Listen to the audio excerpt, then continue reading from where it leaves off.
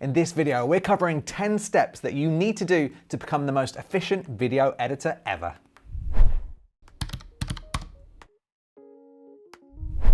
Hey there, I'm Mark Brown with Editor's Keys and welcome to the Editor's Keys channel.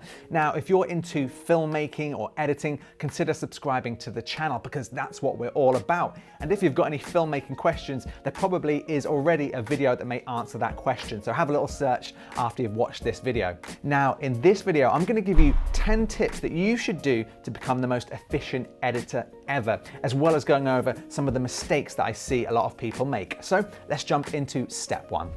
Okay, so step one is organizing your files. Now, I know organizing files sounds pretty boring, but I just want to show you a couple of little steps that you can do to really make your whole editing process and workflow much more efficient. The best thing to do before you start to throw your clips onto your timeline and start to edit is to make sure you have all of your clips organized. This will speed up your workflow drastically. So when you import your clips onto your timeline, make sure to create new bins. You can do this in Premiere and organize your clips into different folders, such as B-roll and studio footage.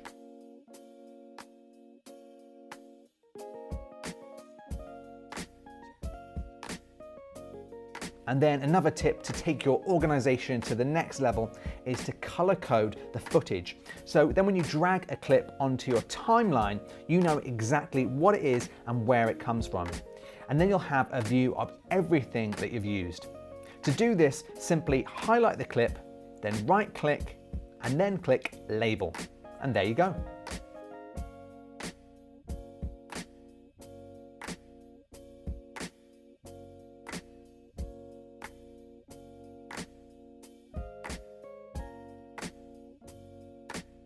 Okay, now step two is to make sure you have a plan.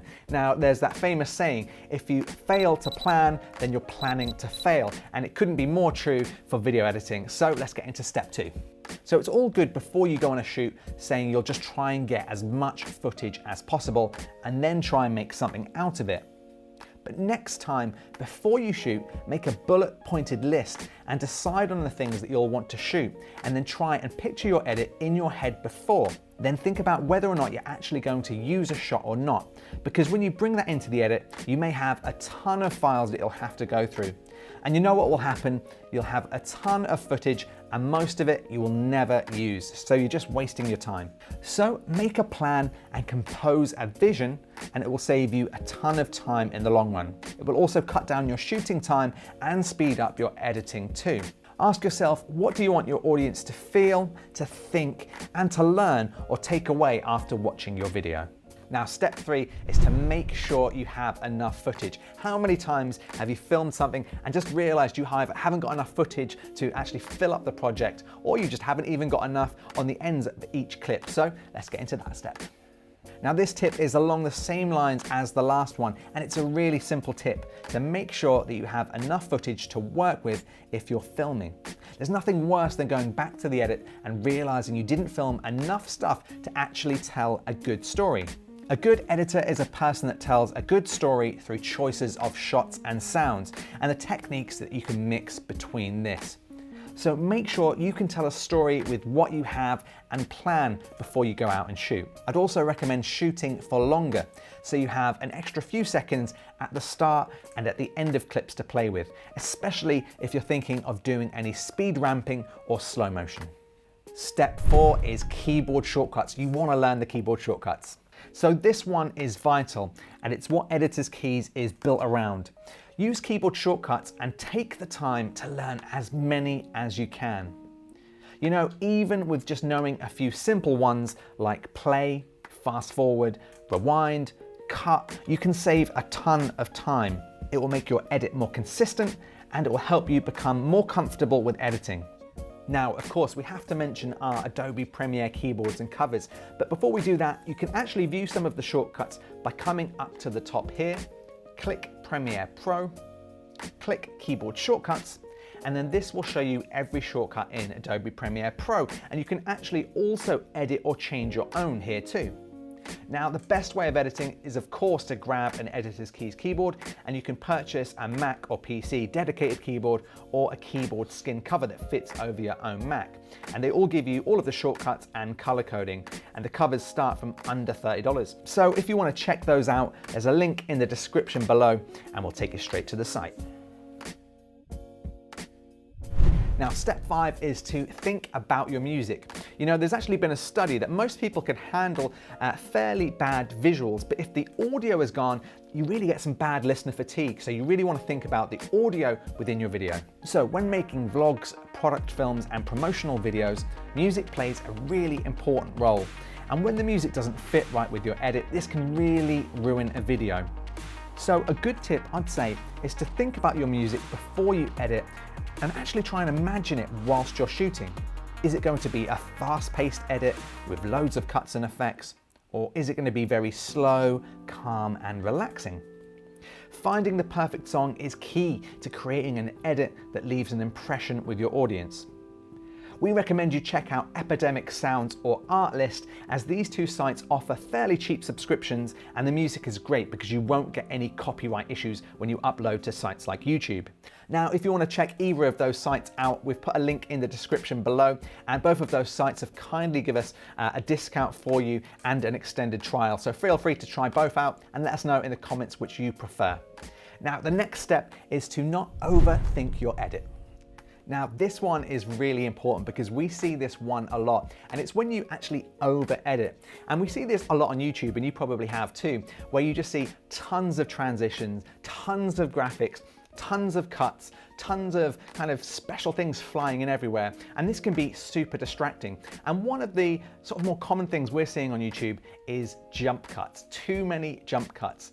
Now, a jump cut is essentially where you try and cut out every single space, gap or breath within your footage. And you will of course seen this. We're going to try and do it with our footage now, but you actually want to leave this in. It's very natural for people to make a mistake or have a second to pause and think. If you cut all of these out, the jump cutting can be really distracting because obviously the person's head will jump all over the place as they move around. So just calm your edit down and you'll have some much nicer footage at the end of it. Step number 7 is to back up while you're editing. There's another keyboard shortcut for that, and that is Command and S. This is for saving your edit. Now, another good technique is to keep backup saves of your edit whilst you're in progress. So every 20 minutes or so, just save it as a new file just in case you end up losing files or the original edit you're working on gets corrupted. And this recently happened to us and we had to start all over again. Now, this thing will happen every now and again, and it can be a nightmare. So do this to save your backups and save your time. Next, step 8 is to take your time with your edit and go step by step. So a big mistake that I've seen editors do halfway through their edit is that they start things like the color grading or adding effects and transitions before the edit is even finished. This will slow you down and slow the software and rendering time down, which can cause problems when you edit back in your timeline. Make sure you have a story down first and all of your clips make sense before you get into color grading and adding effects. Doing it this way helps keep your focus on the most important aspects first, making sure your storytelling is the best it can be. Then, when your story is ready, you can start to focus on the grading and effects to improve it further. It's kind of like putting the cherry on the cake.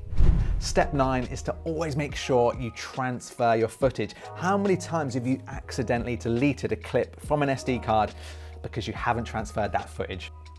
Now, a lot of people will already be doing this anyway, but I just wanted to mention it again for beginners who are starting off. Now, you may not have thought about this as an important thing to do, but it really is.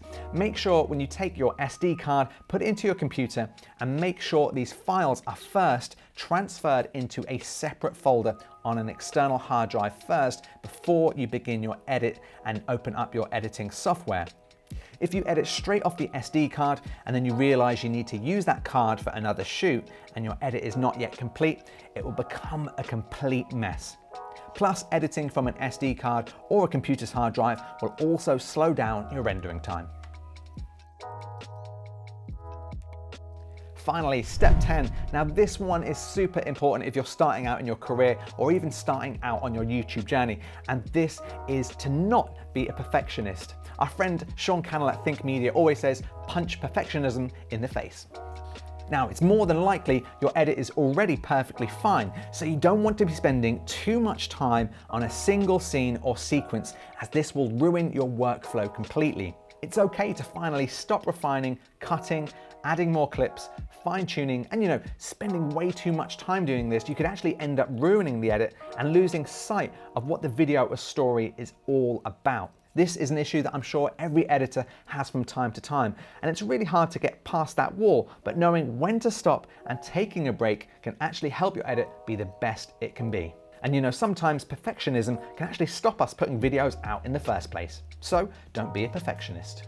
So there we go, they are our top 10 tips and mistakes that you should avoid when creating your video projects. Now let us know if those tips helped you. Did we leave anything out? Could we put anything into another video? Let us know in the comment section below, because I promise we do get back to every single video. So thanks so much for watching, and make sure you hit that notification bell and subscribe, and we'll see you in the next video.